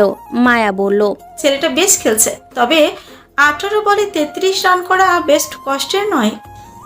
মনে হচ্ছে জিতে যাব। সকলেই চিন্তা ভাবনার মাঝে পানি ঢেলে দিয়ে 3 জন ব্যাটসম্যান পরপর আউট হয়ে গেল। এখন সব বলার একে একে নামতে হলো। বলে বলে রান হলো 110। আছে 5 বল। ঠিক তখনই একজন আউট হয়ে গেল। অন্যের মাথায় হাত। জেতার ম্যাচটি কি হারতে হবে? 4 বলে প্রয়োজন 14 রানের প্রয়োজন। সর্বশেষে রয়েছে অর্ণ। সবাই মুখ বাঁকিয়ে ওকে পাঠালো। অন্যের বুকটা ধিপধিম করছে। যদিও খুব ভালো খেলে, তবে কখনো কি হয় বলার কষ্টসাধ্য। ব্যাটসম্যানের সাথে আলোচনা করলো অর্ণ। প্রথম বলটা অর্ণ মারল। দৌড়ে 2 রান সংগ্রহ করলো ওরা। এখন 3 বলের প্রয়োজন 12 রান। সবাই তীব্র উত্তেজনায় বসে আছে। অন্য ব্যাটসম্যানকে বুঝিয়ে দিল কি করে কি করবে। তবে বলটা খুব জোরে হওয়ার কারণে মাত্র একটি রান সংগ্রহ করতে পারল ওরা। অন্যের হাত পা কাঁপছে এবার।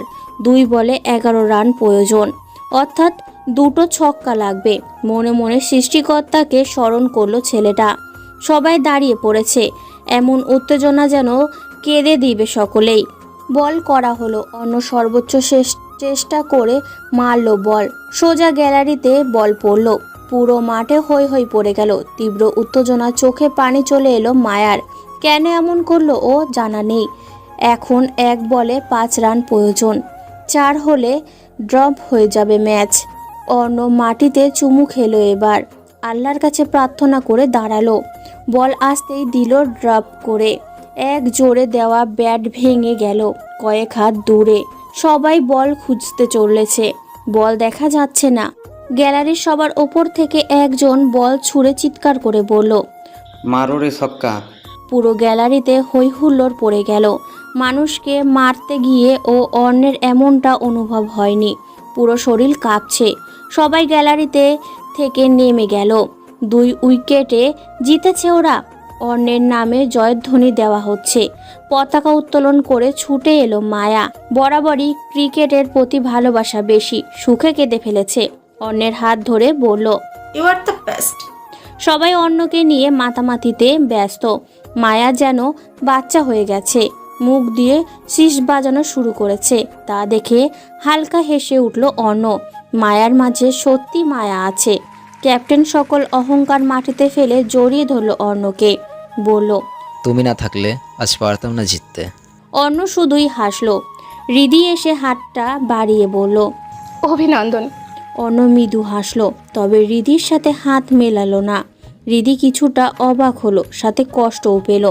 এমন কি হয়েছে যার কারণে অর্ণ এমন করলো? দীর্ঘশ্বাস লুকিয়ে সকলের সাথে আনন্দ করতে লাগলো হৃদি। মায়া বারবার বিমোহিত হয়ে যাচ্ছে। অন্যের গায়ে ঢলে ঢলে পড়ছে কেমন যেন ভুলেই গেছে অন্যের স্টাইল খ্যাত। 3 দিন ভার্সিটিতে আসলো না অর্ণ। এই 3 দিন চিরুনি তল্লাশি করেছে। এইদিকে মায়া হতাশ, অন্যের খেলার ফিদা হয়ে গেছে। একটা গিফটও কিনেছে, বেশ সুন্দর চশমাটা। সে গোয়েন্দা বিভাগে স্পেশাল ফোর্সে কাজ করছে, তবে অনুভূতি সেটা লুকাবে কেমন করে। ক্যাম্পাসে মন মরা হয়ে মায়াকে বসে থাকতে দেখে হৃদি বলল, কি হয়েছে, মন খারাপ কেন? এমনিতেই। আচ্ছা বসো তুমি। দুজনের মাঝে কিছুক্ষণ গল্প হলো। অর্ণ গেট দিয়ে প্রবেশ করতেই মেয়েটার চোখ চকচক করে উঠল। ছুটে গেল সেখানে। ছেলেটার অর্ধকোণে লেগে আছে বাঁকা হাসি।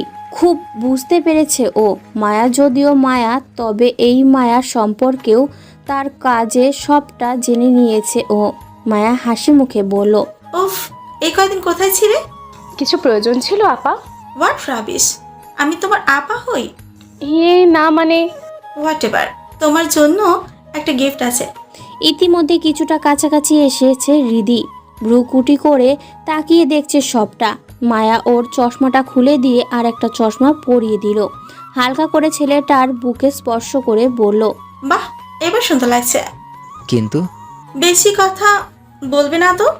আসো, আজ আমরা লাঞ্চ করব একসাথে। অন্যের দৃষ্টিতে তাচ্ছিল্য লেপ্টে আছে। হৃদি শুধুই তাকিয়ে থেকে তপ্ত শ্বাস ফেলল। অর্ণকে নিয়ে চলে গেল মায়া। ক্লাস শেষে বেশ ঘুম পাচ্ছিল হৃদির। ঠিক তখনই একটা কাগজে বল এসে লাগলো ওর মাথায়। আশেপাশে সবাই কথা বলতে ব্যস্ত। হৃদি কাগজটা খুলল। সেখানে গোটা গোটা অক্ষরে লেখা আছে, আধার রাতের হৃদয়শ্বরী। লেখাটা পড়ে হতভম্ব হয়ে গেল হৃদি। এটা কি ওর জন্য ছিল নাকি অন্য কারো চিঠি? মুঠোবন্দি করে ডাস্টবিনে ফেলে দিল এটা। শেষ ক্লাসে স্যার আসতেই সকলে উঠে সম্মান প্রদর্শন করলো। স্যার বললেন, ডিয়ার স্টুডেন্ট, খুব দ্রুত তোমাদের পরীক্ষা শুরু হতে যাচ্ছে। উইশে গুড লাক। অন্যের গলা শুকিয়ে কাঠ। পরীক্ষা দিবে কি করে? তার মানে এর মাঝেই সব শেষ করতে হবে? মায়ার চোখ থেকে টপ টপ করে পানি ঝরছে। অন্যের প্রতি ভালোবাসা কাজ করছিল ওর। ইনফ্যাক্ট প্রপোজও করেছে মেসেজে, তবে অর্ণের রিপ্লাই আসেনি এখনও। কিন্তু যখন খবর এলো অর্ণ মাফিয়া, তখন থেকে অশান্তিতে ছেয়ে গেছে ওর হৃদয়। অন্য সম্পর্কে আরও খোঁজ লাগিয়েছে, কিন্তু শান্তি মিলছে না ওর। কি করবে বুঝতে পারছে না। চোখ মুখ মুছে নিয়ে উঠে দাঁড়ালো, ভালোবাসাকে মাটিতে ফেলে চিৎকার করে বলল, I will kill you Arna. তুমি অন্যায়ের রাজা, এর শেষ আমি দেখেই ছাড়বো। কি থেকে কি হলো বুঝতে পারছে না অর্ণ। সাব্বির ব্যথা নিয়ে বলল, আমার উচিত হয়নি তোকে চ্যালেঞ্জ করার। আমি সেই কারণে যাইনি সাব্বির, আমার উদ্দেশ্য ভিন্ন ছিল। যেই উদ্দেশ্যে গিয়েছি তা পূরণ হয়েছে। তাছাড়া সব খেলারই সমাপ্তি থাকে। সামাদ চৌধুরীর মুখটা দেখতে চাই আমি। নিজের ছেলে যখন মাফিয়া, তখন ওনার প্রতিক্রিয়া কি হয়। সাব্বির থম মেরে রইল। ধরা পড়লে ওদেরও যান ক্ষতিগ্রস্ত হবে, তবে এটা নিয়ে চিন্তিত নয় ওরা। তবে অর্ণের জন্য খারাপ লাগছে খুব। সাব্বিরের দিকে মলিন হেসে তাকালো অর্ণ। ছেলেটা চোখের কোণে পানি জমেছে, জাপটে ধরল অর্ণ। অর্ণ বলল, তোরা আমার জীবনের খুব গুরুত্বপূর্ণ জানিস তো। আমি চাই না তোদের কিছু হোক। দোস্ত, তোর ভিসা সহ সব রেডি, তুই সব দিক থেকে ক্লিন। আর তোর অ্যাকাউন্টে হিউজ অ্যামাউন্ট ট্রান্সফার করে দিয়েছি। বিদেশে আরাম করে কাটাতে পারবি। পরিস্থিতি ঠিক হলে দেশে এসে বিয়ে করে নিস। আমি যাব না রে অর্ণ। মার খাবি কিন্তু। এই মুহূর্তে যাবি তুই, সন্ধ্যায় ফ্লাইট আছে। এক প্রকার জোর করেই পাঠিয়ে দিল ওকে। আহান এক পাশে দাঁড়িয়ে কিছু বলবে ঠিক তখনই বেরিয়ে পড়ল ছেলেটা। অদ্ভুতভাবে তাকালো অর্ণ। আহান এমন করছে কেন? হৃদি বাসার সামনে গিয়ে দাঁড়িয়ে আছে বেশ অনেকক্ষণ। অর্ণের মনটা ক্ষিপ্ত আজ। ও যে মাফিয়া এই খবরটি মায়াকে জানিয়েছে ও নিজেই, কারণ ও চায়নি মায়ায় ডুবে নিজের দায়িত্বকে ভুলে যাক।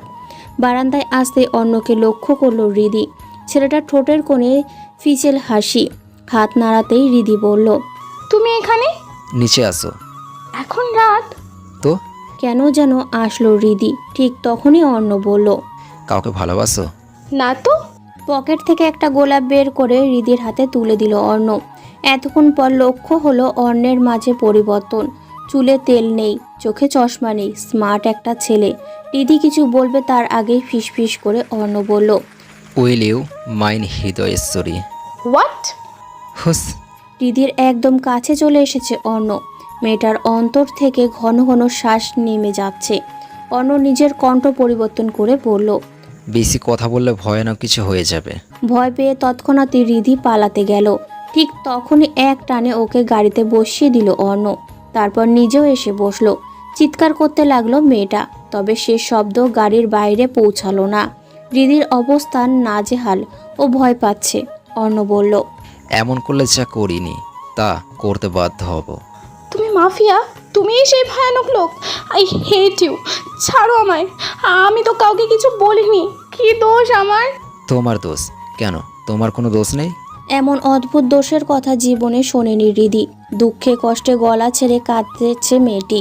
বারবার আঘাত করছে অর্ণকে। মেয়েটার নখের আঘাতে বেশ কয়েক স্থানে জ্বালা করছে, তবুও টু শব্দ করলো না অর্ণ। হৃদি কাঁদতে কাঁদতে বলল, মাফ করো আমায়, প্লিজ ছেড়ে দাও। তোমার মুক্তি নেই হৃদয়ের সরি। কোন কারণে? কোন কারণে এমন করছো? কারণ নেট সুইটহার্ট, কোনো কারণ নেই। হৃদির কান্নার বেগ বাড়তে লাগলো। হঠাৎই ব্রেক কষায় কিছুটা ঝুঁকে গেল হৃদি। অর্ণ ঝাপটে ধরল মেয়েটাকে, ধীর কণ্ঠে বলল, এত কিছুর মাঝেও একটা সত্য কি জানো? তুমি আমার আধারের হৃদয়ের সরি, আমার অন্ধকার জীবনের একমাত্র ফুল তুমি। কেন এসেছিলে আমার জীবনে আমায় ধ্বংস করতে? নিষ্ঠুর কোথাকার। ছাড়ো আমায়। ছাড়বো না। দিন তোমার, রাত আমার। বিস্ফারিত চোখে তাকালো হৃদি। গা ঘিন ঘিন করছে ওর। খল বিলিয়ে হাসতে লাগলো অর্ণ। মেয়েটার এলোমেলো চুলে হাত লাগিয়ে বলল, ভয় নেই, আমি খারাপ মাফিয়া, তবে সম্মানে আঘাত করব না। মাই লাভ, তুমি শুধু আমার কাছে থাকবে, তাহলেই হবে। হৃদি বুঝতে পারছে না কি হচ্ছে। অর্ণ ওকে ছেড়ে ড্রাইভ করতে লাগলো। মুখটা কেমন পরিপূর্ণ লাগছে। হৃদিকে ছাড়া বাঁচবে না ও, কোনোভাবেই না। মাঝ রাস্তায় কোনো মানুষকে দেখায় গাড়ি থামিয়ে দিল অর্ণ। আহানকে দেখেই নেমে গেল। ভ্রুকুটি করে তাকিয়ে আছে অর্ণ। আহান বলল, ছাড় ওকে। ছাড়বো না। রাগ উঠাবি না অর্ণ। তুই আমাকে ধমকাচ্ছিস? হ্যাঁ, ধমকাচ্ছি আমি। কোন অধিকারে? তোর বড় ভাই হওয়ার অধিকারে। হো হো করে হাসতে লাগলো অর্ণ। আহান অবাক হয়ে তাকিয়ে অর্ণ বলল, ডফার, হারামি না হলে এমনটা করতে পারতি না। মানে? দুইজনের পাপ ঢাকতে গিয়ে আমাকে সবাই মিলে নর্দমায় ফেলে দিলি তোরা। ধপ করে উঠল আহানের বুক। চিৎকার করতে লাগলো অর্ণ। কি ভয়ঙ্কর আর বিকট সে শব্দ। আহান কাছে আসতেই অর্ণ বলল, ডোন্ট টাচ মি। তুই আমার ফাইনা, তুই হলি অগ্নিলাভা। ঘৃণা করি তোদের সবার ভালোবাসার পেছনে আছে শুধু ঘৃণা আর ঘৃণা। আমার কথা শোন অর্ণ। কি বলবি বল। দেখ অর্ণ। হাত উঁচিয়ে বাধা প্রদান করলো অর্ণ। চোখের পানি মুছে নিয়ে বলল, সামাদ চৌধুরীর সাথে বিয়ে হলো ওহিতা খানের। এর মাঝে সামাদ চৌধুরীর ভাই আর এক চৌধুরীর সাথে প্রণয়ের সম্পর্ক হলো ওহিতা খানের ছোট বোন শরীফা খানের। আর তাদের পাপ হয়ে জন্ম নিলি তুই। শেষ কথায় চোখ বন্ধ করে ফেলল আহান। অন্যের চোখে তাচ্ছিল্যের হাসি। আমার জন্মের পর সামাদ চৌধুরী আর ওহিতা চৌধুরী বিদেশে চলেছেন। আমি ওখানেই বড় হই। আমার যখন 16 বছর তখন দেশে আসি আমরা। তবে এর মাঝে ঘটে বিপত্তি। দীর্ঘদিন সংসার করার পর আরেক চৌধুরী তোকে ছেলে বলে স্বীকার করছিল না, কারণ উনি এই সম্পর্কটাকে আগাতে চাননি। ইতোমধ্যে তোরই ভাই পূরবের বয়স 13 হয়েছে। পূরব লিগ্যাল সন্তান হলেও তুই ছিলি অবৈধ। তারেক চৌধুরীর সন্দেহ ছিল তুই হয়তো ওনার সন্তান নয়। তখন থেকেই খালামণির সাথে ঝগড়া হতে থাকে। এক পর্যায়ে ডিভোর্সের সিদ্ধান্ত হয়। মা খালামণিকে খুব ভালোবাসত। বাবার সাথে ঝগড়া হতে থাকে এই নিয়ে। তখন বাবাকে বলছিল তোমার ভাই ধর্ষক, কিন্তু আমি ধর্ষক শব্দটা শুনেছিলাম শুধু। তারপর মা আবার বললেন আমার বোনকে ধর্ষণ করে। এই অবধি বলার পরই আমাকে দেখে ফেলেন বাবা। মাও থেমে যায়। তবে আমি উল্টোটা বুঝে চিৎকার করে বাবাকে অপমান করতে থাকি। রাগে বেরিয়ে যায়। বাবা মাকে আঘাত করেন, আর সেই আঘাত মিশ্রিত শরীর নিয়ে নিচে নামতে যেতেই মা পড়ে যান, আর সেখানে মৃত্যু হয়। বাবার সাথে আমার সম্পর্ক নষ্ট হলো। তোকে তো আগেই হোস্টেলে রেখে পড়াশোনা করাচ্ছিল। আমি চিনতাম না তোকে, কারণ দীর্ঘদিন আমরা বিদেশে ছিলাম। কারো সাথেই যোগাযোগ ছিল না। তবে পূরবকে আমার বাবা পাপ অর্থাৎ ভাই হিসাবে জানতে পারি। সব কিছুর মাঝে পাগল হয়ে যান আন্টি, আর সবাই চুপ হয়ে যায়। শুধুমাত্র তোকে অবৈধ তকমা থেকে বাঁচানোর জন্য পরিবার থেকে আলাদা করা হয় তোকে। ইনফ্যাক্ট তোর জন্য পূরবকেও আমার চোখে অবৈধ হতে হয়। আর সবথেকে মজার হলো তারেক চৌধুরীর সম্মান বাঁচাতে আমার দাদি আম্মা আমার বাবার উপর শর্ত রাখেন, যাতে করে কেউ কিচ্ছু না জানতে পারে। সবটা জেনেও চুপ করে থাকে সবাই। এর মাঝে আর একটা ঘটনা বলি। বাবা দাদি আম্মার সন্তান হলেও তারেক চৌধুরী হলেন পালিত সন্তান। তবে বাবার থেকে অধিক ভালোবাসতেন তিনি তাকে। সেই কারণেই তারেক চৌধুরী 7 খুন মাফ হয়ে আমার আর বাবার মাঝে সৃষ্টি হলো কলহ। অথচ তারেক চৌধুরী তখন দেশ ছেড়ে বহু দূরে। দাদি আম্মা সবটা অনুভব করলেন। তখন থেকে বাবার প্রতি করুণা হলো, আর বললেন সবটা আমাকে জানাতে। কিন্তু বাবা চাইছিলেন না প্রিয় ভাইয়ের মুখোশ খুলতে। কিন্তু এভাবে স্বার্থ ঠিক করতে করতে সবে আমাকে জ্বলন্ত দাবানলে ফেলে দিল। আর এর সাক্ষী হলে তুইও। নিজ বাবার পাপকে ঢাকতে, তোর অবৈধ তকমা ঢাকতে আমাকে সঙ্গ দিলি। যখন আমি পুরোপুরি নষ্ট হয়ে গেছি, তখন কেন আজ বলতে যাচ্ছিলি সবটা? আহানের চোখ থেকে পানি ঝরছে। অর্ণের বলা কোনো কথাই মিথ্যা নয়, একদমই সত্যি বলেছে। তবে অর্ণকে খারাপ কাজ করতে দেয়নি আহান। অর্ণ নিজেও তো খারাপ নয়, বরং কতগুলো মানুষের খারাপ দৃষ্টির শিকার। লোকের চোখে মাফিয়া। অর্ণর চোখ মুছে বলল, শোন ভাই, অনেক হয়েছে। তোদের সবাইকে মুক্ত করলাম আমি। সবাই ভালো থাক। তবে এই মিথ্যের শহরে থাকবো না আমি। অর্ণ, আর কিছু জানতে চাস? কিছুদিন আগে এসব জেনেছি আমি। আর তোর প্রতি সন্দেহ থেকেই পূরবকে আঘাত করতে চাই। সেদিন যখন ওর জন্য তুই নিজ আঘাত বুক পেতে নিলি, তখনই আমার সন্দেহ ঠিক বলে প্রমাণিত হয়। জীবনে অনেক ভুল করেছি। এখন সমস্ত ভুল শুধরে নেওয়ার চেষ্টা করব। ভাই শোন আমার কথা। অর্ণ কিছু বলল না। হৃদি হতবাক হয়ে তাকিয়ে মেয়েটার গালে হালকা করে স্পর্শ করলো অর্ণ। খুব যত্ন নিয়ে কপালে ঠোঁট রেখে বলল, ভালো থেকো আধারের হৃদয়ের সরি। তোমাকে আহান ভালোবাসে। আমি তো পাপের রাজ্যে বাস করি। এই পাপ থেকে মুক্তি নেই আমার। আহান আর হৃদি তাকিয়ে রইল। অন্য চোখ বন্ধ করে নিজেকে সামলে নিল। যাওয়ার পূর্বে হৃদির দিকে অস্থির চোখে তাকিয়ে রইল। এখানেই জীবনের শেষ সমাপ্তি হবে হয়তো। এত ব্যথা কেন ওর? মায়ার হাতে রিভলভার। অন্যের প্রতি তীব্র ঘৃণা নিয়ে এগিয়ে এলো ও। অর্ণ বুঝতে পারল মায়া ওকে মারার জন্যই এসেছে। মেয়েটার রক্তলাল চোখ কেমন টলমল করছে। হাসি মুখে বেরিয়ে এলো অর্ণ। মায়া তাচ্ছিল্য করে বলল, মাফিয়া?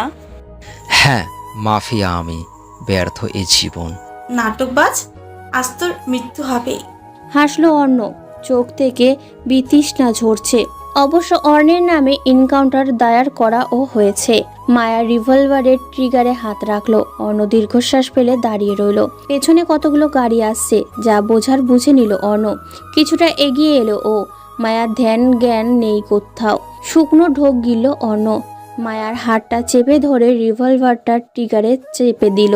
সঙ্গে সঙ্গে একটি বুলেট এসে ক্ষত বিক্ষত করে দিল ওকে। চোখ থেকে পানি ঝরছে। মায়া হাত কাঁপছে। ও চায়নি শ্যুট করতে, এটা শুধুই ভয় দেখানোর জন্য ছিল। তৎক্ষণাৎ 3টে গাড়ি এসে থামলো। সেখানে অন্যের পুরো পরিবার আছে। রিদি গাড়ি থেকে বেরিয়ে চিৎকার করে উঠল। চোখ বন্ধ হওয়ার পূর্বে অন্য দেখতে পেল তার আধারের হৃদয়েশ্বরী ছুটছে তার কাছে, অথচ তার সময় নেই। এত ব্যথা কেন হৃদয়ে? অন্যের হাতটা স্পর্শ করলো হৃদি, চেঁচিয়ে বলল, আমাকে ফেলে যাবে না তুমি, যাবে না অর্ণ, আমি বাঁচবো না, পারবো না বাঁচতে। অর্ণ হাসলো। মেয়েটার গলায় মুখ ডুবিয়ে একটা শ্বাস নিল। ফিসফিস কণ্ঠে বলল, এই মিথ্যের শহরে আমি শ্বাস নিতে পারি না হৃদি, আমি শ্বাস নিতে পারি না। তবে জেনে রেখো, আমার আধারের হৃদয়ের সরি তুমি। কষ্ট হয় খুব, ভালোবাসি যে। ব্যর্থ জীবনে তোমার সঙ্গী করে আধারে ডুবিয়ে দিতে চাই না আমি। তুমি থেকো শুধু আমার কল্পনার আধারে, হৃদয়ের সরি হয়ে। শ্বাসটা ফেললো অর্ণ। ছেলেটার বুক থেকে রক্ত ঝরছে। হৃদির চিৎকারে পুরো আধার যেন নেতিয়ে পড়ল। পশ্চিমের আকাশে অর্ধচাঁদটা ডুবে আছে, ঠিক তেমনভাবে অর্ণ ডুবে আছে তার আধারের হৃদয়ের শরীরে। বন্ধুরা, গল্পটা কেমন হলো অবশ্যই জানাবে, আর কমেন্ট করবে, সাবস্ক্রাইব করবে, আর আমাদের সাথেই থাকবে।